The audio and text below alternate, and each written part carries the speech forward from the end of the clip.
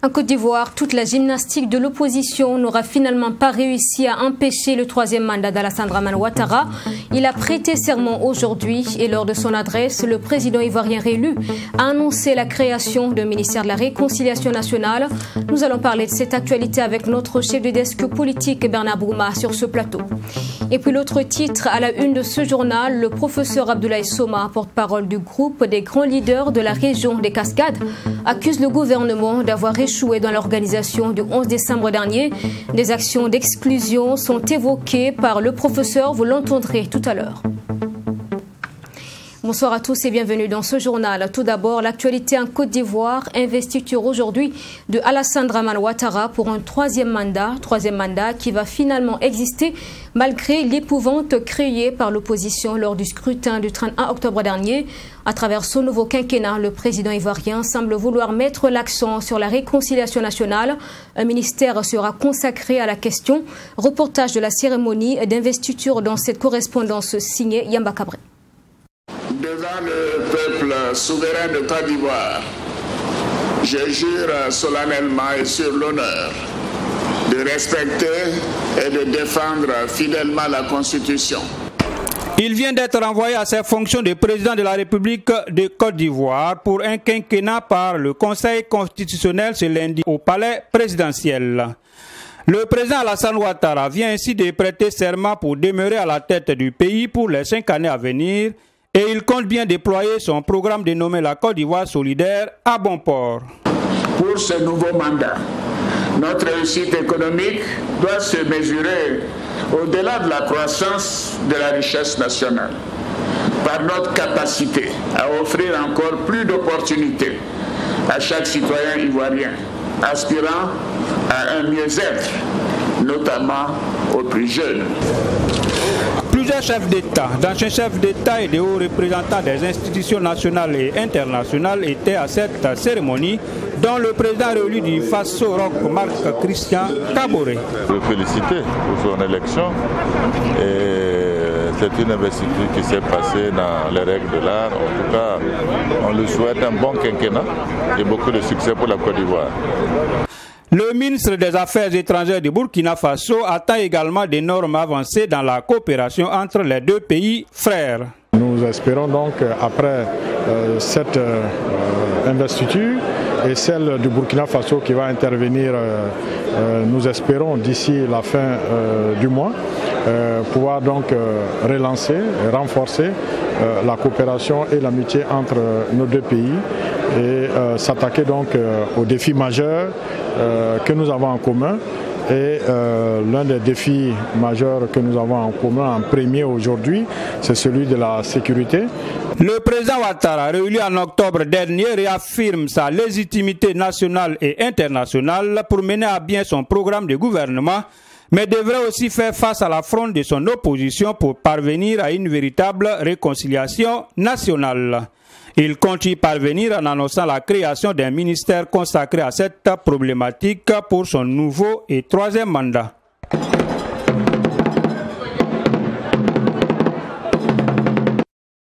Voilà donc c'est fait. Alassane Dramane Ouattara est investi pour un troisième mandat présidentiel en Côte d'Ivoire. Bonsoir Bernard. Bonsoir Sonia. Alors est-ce qu'on peut dire qu'après cette prestation de serment, la crise qu'on a connue avant et après les élections est une vieille histoire?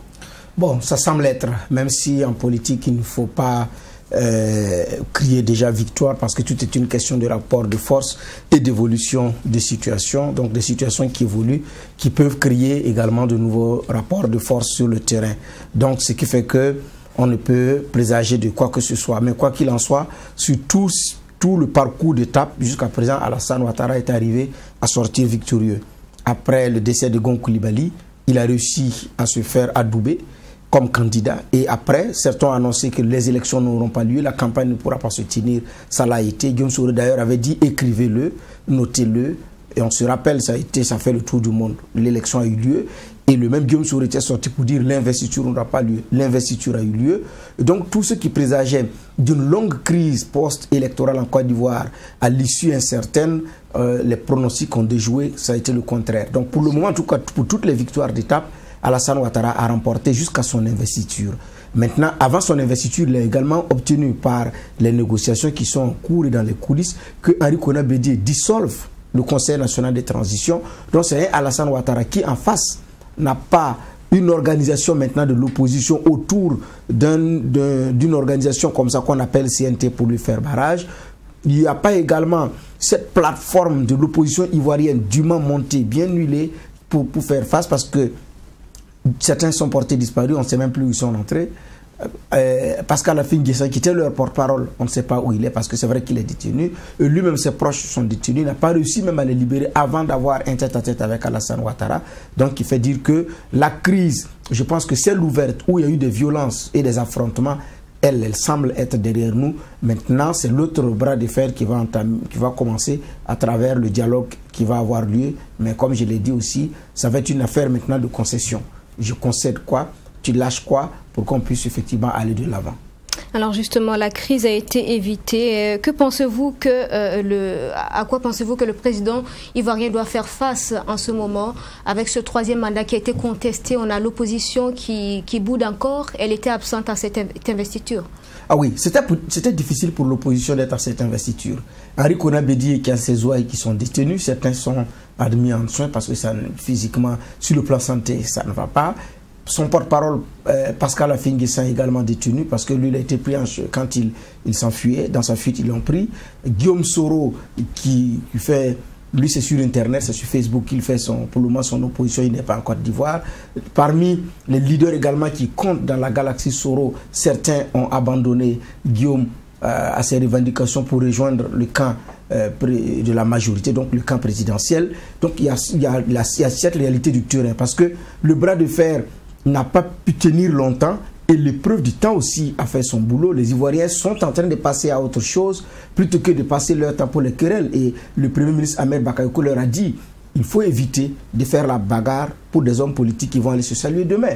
Donc il y a cette réalité qui est là. Les défis maintenant qui se présentent au président Alassane Ouattara, lui-même l'a dit, parce que ce discours d'investiture, c'est en même temps un programme quinquennal qui a été dressé pour les femmes, les jeunes, les enfants, la multiplication des centres de formation professionnelle par rapport à l'emploi pour donner une seconde chance à ceux qui ont été déscolarisés, la gratuité comme on appelle ça, de l'école des enfants de 6 à 16 ans pour le public, l'augmentation à 30 milliards de francs CFA pour le fonds d'appui, comme on appelle ça, aux femmes. Donc, il y a d'abord le programme sur le plan du développement socio-économique, au niveau des infrastructures, au niveau de la santé, où il dit qu'il va effectivement mettre même une enquête de satisfaction pour noter les agents, mais aussi l'amélioration des plateaux techniques. Et la grande promesse également, la grande annonce, c'est la mise à la disposition de la Côte d'Ivoire en avril 2021 d'un vaccin contre la maladie à coronavirus. Donc c'est une annonce effectivement de taille.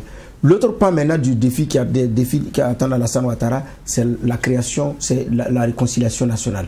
Et là, il a cité des acquis, 800 personnes qui ont été libérées par la loi de l'amnistie, Laurent Gbagbo qui bénéficie maintenant de son passeport ordinaire et de son passeport diplomatique, et un ministère plein qui va être créé pour les questions de la réconciliation nationale, dont la mission première sera les questions de réconciliation nationale. Donc, chantier de développement, chantier de réconciliation et de cohésion sociale des Ivoiriens. D'ailleurs, concernant la réconciliation nationale, il y a tout un ministère qui sera créé et consacré à la question. Tout à fait. C'est un signal fort que le président ivoirien est en train d'envoyer là. C'est un signal fort. Et l'autre signal fort, c'est-à-dire qu'il a dit qu'il a instruit le Premier ministre de reprendre les négociations avec la classe politique, mais aussi à partir du premier trimestre également que les lignes puissent bouger sur ce point-là. Donc, il y a les négociations qui vont reprendre avec la classe politique. Il y a un ministère qui va être créé dont la mission sera effectivement de travailler sur cela. L'autre aspect qui cristallise également les passions, c'est la commission électorale dont il a accepté aussi la réforme pour que les élections locales, donc législatives et municipales, puissent se tenir dans de bonnes conditions. Donc, assurance également, effectivement, a été donnée à ce niveau-là. Donc, parce que c'est Alassane Ouattara qui a fini ses 2 mandats sans pouvoir véritablement réconcilier la Côte d'Ivoire, qui a réussi sur le plan infrastructurel un Alassane Ouattara qu'on présente comme l'homme qui a réalisé le deuxième miracle ivoirien, après le premier miracle ivoirien réalisé dans les années 70 par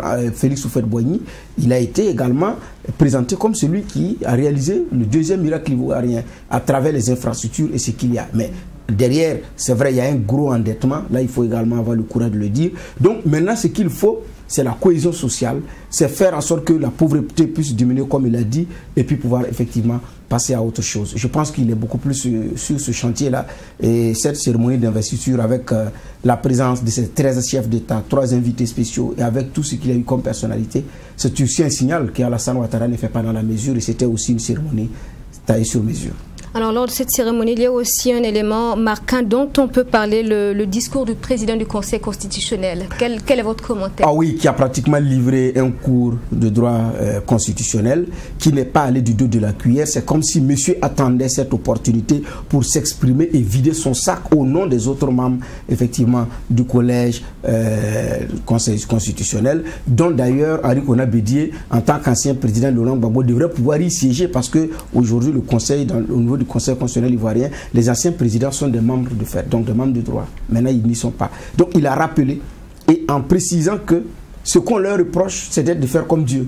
Il dit d'ailleurs, Dieu n'a même pas réussi à faire l'unanimité, et eux, on leur à la limite, comme si les Ivoiriens leur demandaient de faire un miracle. Parce que sur l'interprétation de ce qu'il dit, d'une interprétation d'un élément de droit constitutionnel qui a divisé même les titulaires des chaires de droit constitutionnel à l'université, chacun est allé de son commentaire. Alors que le débat était d'un autre niveau, d'une technicité très avancée. Les débats sont allés à un autre niveau. Il dit à telle enseigne que même des gens qui n'ont pour seul diplôme que leur acte de naissance se sont mêlés à ce débat-là. Donc c'est un président du Conseil constitutionnel qui a eu une opportunité de vider son sac et de rappeler à ceux qui ont voulu comparer 2020 à 2010 que ce n'est pas le même contexte, parce que dans les élections, parce que par la présidentielle de 2010, il y avait un validateur qui s'appelait l'ONU, parce que c'est la Côte d'Ivoire qui l'a voulu à l'issue des différents accords. Un validateur qu'est l'ONU qui a validé toutes les étapes, la liste électorale, tout le scrutin jusqu'à la validation. Et c'était une première dans l'histoire. Et on a dit que c'était à titre exceptionnel. Donc il dit on ne peut pas comparer les deux. Et on ne peut pas se prévaloir de 2010 pour créer des troubles en 2020. Que ce n'était pas possible. Donc monsieur a profité, vidé son sac, donné un cours et rappelé à tout le monde que quand le Conseil constitutionnel a dit que votre nom est retenu comme candidat, vous êtes retenu. Si vous êtes élu, vous êtes élu. Et aussi, il y a un changement maintenant. Il y a une constitution dont il dit que ça a été fait page par page, un article par page, qui est gardé jalousement quelque part et qui ne sort que chaque 5 ans où le président viendra pour prêter serment. Autrement dit, la Côte d'Ivoire a balisé quelque chose de sacré. Désormais, il y a un serment qui va être dit sur la Constitution, parce que c'est la première fois que ça se prononce sur la Constitution. Il y a tout un rituel que la Côte d'Ivoire a réussi à faire avec. Merci Bernard Bouma, vous êtes notre chef de desk politique. Restez avec nous, nous revenons au Burkina pour la suite de ce journal. Le gouvernement est accusé d'avoir mis à mal la cohésion sociale lors de la célébration du 11 décembre à Banfora. Des accusations portées par le professeur Abdoulaye Soma, porte-parole du groupe des grands leaders de la région des Cascades. Il estime que l'ensemble de la fête de l'indépendance a été un échec, notamment du fait que certaines communautés de la région des Cascades n'ont pas été conviées pour la parade officielle. Mamed Reina Kamabou pour en parler. Plus jamais de sabotage dans l'organisation du 11 décembre dans aucune région du Burkina Faso. Ce sont les propos de Abdoulaye Soma tenus lors de cette conférence de presse. Ce dernier estime que certaines infrastructures traditionnelles emblématiques du 11 décembre n'ont pas été réalisées et ne sont même pas en début d'exécution. C'est l'exemple de l'auberge du 11 décembre qui était programmée mais qui a semblé avoir été oubliée.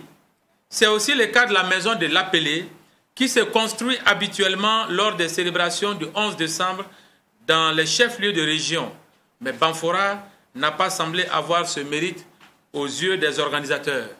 Abdoulaye Soma, porte-parole du groupe des grands leaders de la région des Cascades, affirme également que la tradition de cohésion sociale a été bafouée dans la région des Cascades et à Banfora. Les Gouins ont défilé, les Kalaboro ont défilé, les Turkas n'ont pas défilé. Et d'autres ethnies qu'on n'exclut pas, ont défilé.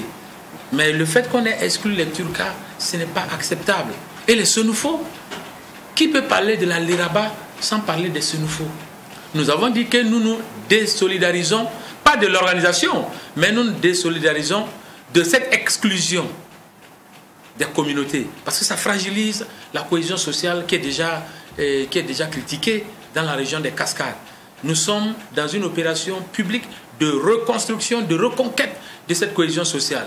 Et il ne faut pas que des actions républicaines, des actions du gouvernement viennent fragiliser cela. Parce que ça se dit, moi je viens d'arriver à Banfora hier à minuit, et c'est ce qui se raconte là-bas, les gens ne sont pas contents. Le conférencier du jour pointe aussi du doigt le gouvernement sur l'organisation de la célébration des festivités du 11 décembre. Selon Abdoulaye Soma, compte tenu des retards d'exécution des travaux de réhabilitation, les chefs coutumiers et traditionnels de la région avaient demandé le report des festivités. Pour Abdoulaye Soma, le gouvernement aurait dû répondre favorablement à cette requête. Une des raisons que moi je peux avancer, c'est peut-être le Covid-19, c'est vrai, et puis les élections. Mais donc vous voyez là, il y avait des raisons objectives de reporter. Même vous avez vu aujourd'hui le CAO, FESPACO, SNC, Tour du Faso, même le FESPACO c'est en discussion. Pour Abdoulaye Soma, ce qui s'est passé à Banfora n'est rien d'autre qu'un scandale indigne du Burkina Faso. Il appelle donc le gouvernement à avoir plus d'égards et le même égard aux différentes localités et communautés qui composent le Faso. Après janvier 2020, la rencontre trimestrielle entre le Fonds permanent pour le développement des collectivités territoriales et le Fonds d'investissement pour les collectivités décentralisées n'avait plus eu lieu en raison de la pandémie du Covid-19. Les deux structures se sont finalement retrouvées à Banfora à l'occasion du 11 décembre. Elles ont examiné l'état d'avancement des protocoles signés conjointement. Serge Badou. Réviser le protocole d'accord qui existe entre le Fonds permanent pour le développement des collectivités territoriales et le Fonds d'investissement pour les collectivités décentralisées et trouver les voies et moyens pour des investissements utiles au profit des collectivités territoriales. Tel est l'objectif de cette rencontre. Pour Bruno Dipama, directeur général du FPDCT, les deux structures rencontrent des difficultés sur le chemin du développement. Le FICO, tout comme le FPDCT, rencontre les mêmes difficultés.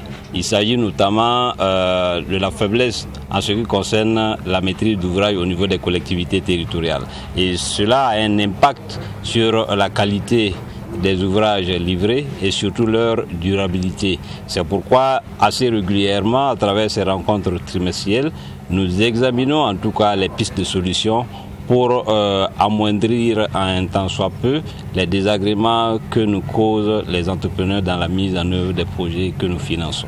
Le coordonnateur du Fonds d'investissement pour les collectivités décentralisées, Abdoulaye Zongo, le protocole d'accord qui existe entre le FPDCT et sa structure permet à chacune des parties de mener à bien ses missions sur le terrain. Dans ce sens, par exemple, nous devons accompagner toutes les collectivités de la zone d'intervention pour que ces collectivités-là puissent présenter les projets au niveau du Fonds permanent. Ça veut dire que dans le cadre de la préparation, il y a l'accompagnement qui est là. Également, on accompagne également l'ensemble de ces acteurs-là pour renforcer les capacités dans l'entretien, dans l'exploitation des infrastructures.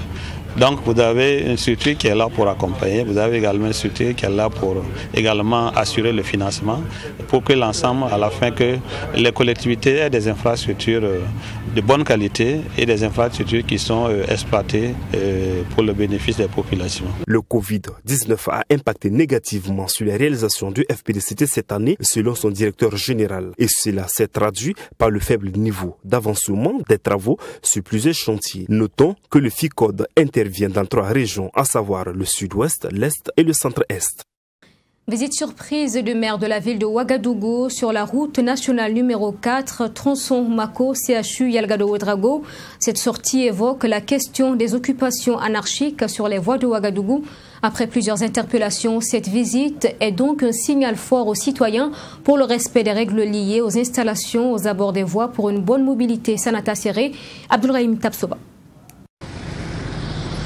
À Ouagadougou, ils sont nombreux à occuper de façon anarchique les espaces publics. Malgré les multiples interpellations de la mairie centrale, le phénomène perdure. Cette situation n'est pourtant pas sans conséquences sur la mobilité urbaine.